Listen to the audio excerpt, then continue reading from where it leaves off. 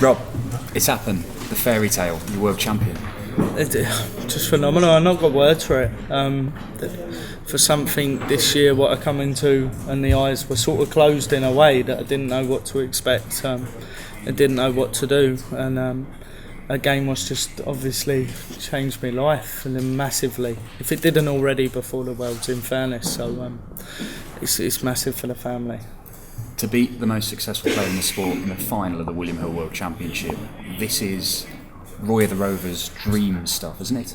In fairness, I can remember when I was a young boy and I used to watch Phil on the TV. I think he's phenomenal for what he's done for the sport.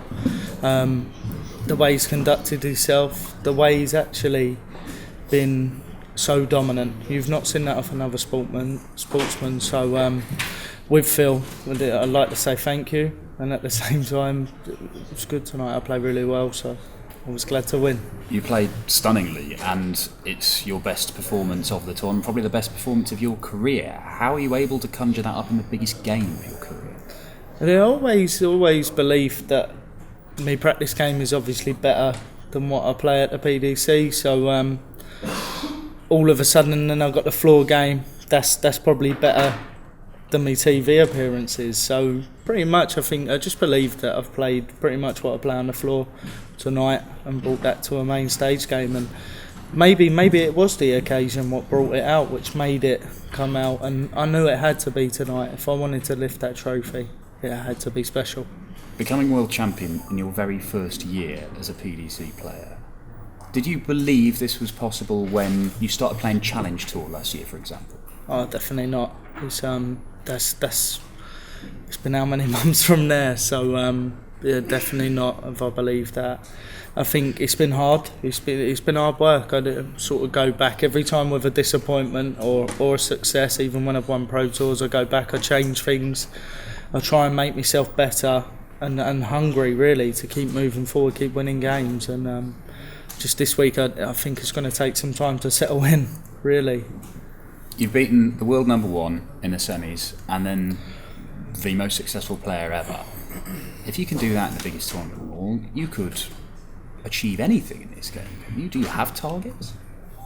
My target, it's always been anyway, is world number one. I want that. And I'm going to have to work very hard for it. Don't get me wrong, I've not had a bad start, but I'm going to have to work hard for that. And I've still got to improve and too, I feel anyway. Just because you win one doesn't mean that you're going to win a game. So you've got to keep moving with the times and you've got to keep improving. When you were playing in the pub a couple of years back, were you doing this sort of stuff? I mean, people will struggle to get their heads around watching you play, as you have done this year, and thinking, well, are there other people like this guy, playing in my local? And a couple of years ago, I think I was playing really well. I was consistent. Obviously, the change come when you dedicate yourself at it, and at the time, I never dedicated myself through other reasons. I think since the dedications come, I've worked harder than ever to try and get what I want, and it's paid off. So, thank God. It really has. Congratulations. Thank you very much. Thank you. Well, you said you had a few friends who put money on you for the tournament. They must be over the moon with you now. Oh, they'd be very happy, and good luck to them. I'm hoping they'll buy me a pint in a week, but I think I've probably just won more than what they've given. Yeah.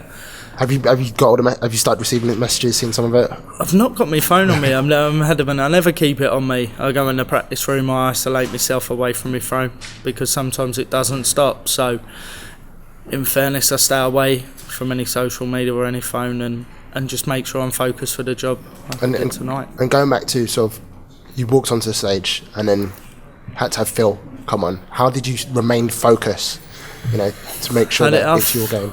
I actually think that was hard. It was a long walk on. Obviously, the crowd, the feelings off of it.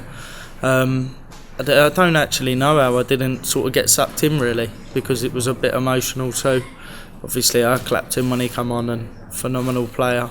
And I don't really know. I just drunk me water and just carried on really.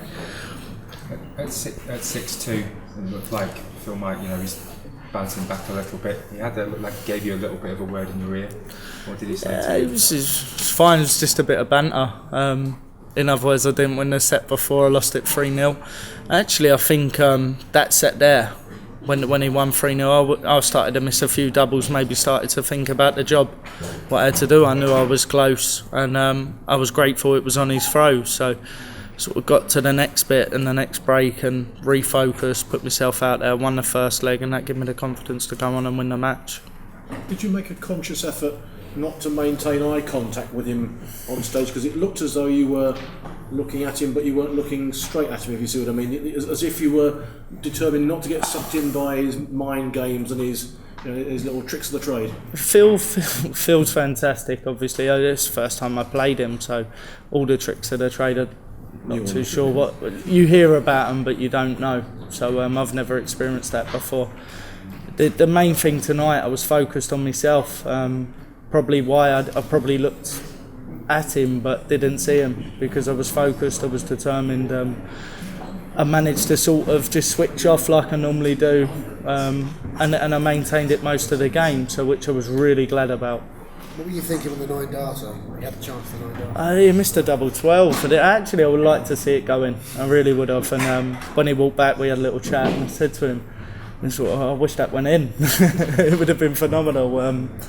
But sort of with that, he's superb for what he's done for the game, and I wish him farewell, and I hope he has a lovely retirement and whatever he chooses to do. You were ruthless enough to go on and win the leg, weren't you? Because he missed, he let me in. But this is darts. If you don't punish someone, they always punish you. So with that mentality, you have to be ruthless, especially today, because everyone can hit 100 plus averages. Doesn't matter who you are. The game is really stepping up, and if you're not on your game, you will get beat. Congratulations, first of all. Your family was the most important thing at this tournament, you said sometimes. Now winning £400,000, what does it mean for you and your family? The trophy for me is obviously, I want to win. I don't want this to be my first world title. I want to win loads. I want to win nearly every trophy I go into, in fairness, but we all want that. But at the same time, for my family, that's why I play. That's my inspiration. When I look at my little boy's face, and sort of two or 3 months ago, I lost my first Euro tour to Michael, and he cried his eyes out in front of me. And I thought, I can't keep having this, because it upsets him. He follows me, he loves me to bits, and that's the change for me. It's them. They're my drive. They're everything what I need. Phil Taylor said that you versus Michael van Gerwen is the next big rivalry. What do you think of that kind of words? Don't get me wrong, I'm playing well. I still think I could be better. Michael's phenomenal. He's number one, and that's what I want. So if that rivalry's there, I'm well up for the challenge, and I want to keep winning. You won the Worlds. What's your next dream of winning? What kind of tournament would you want to win? All of them. In fairness, all of them. There's not one what I don't want. Why not? Why not try and be another next Phil Taylor? Don't get me wrong, that task there is massive, because for what he's done for the game is phenomenal. But why not try and push the boat and try and win everything? And where does it end? I believe so much this year, and this has become possible, so it's phenomenal. Final question. You make your debut in the Premier League next season. How do you feel about that? I actually think it's going to be great, obviously. I think it will help me too. The 15 weeks, every week on TV, the confidence boost what I've got, obviously, by winning. Now I know I can win. It's going to be good. I'm looking forward to it. There'll be no rest. Guys, we just have to leave that there. We've got to just take Rob to one of our broadcast partners.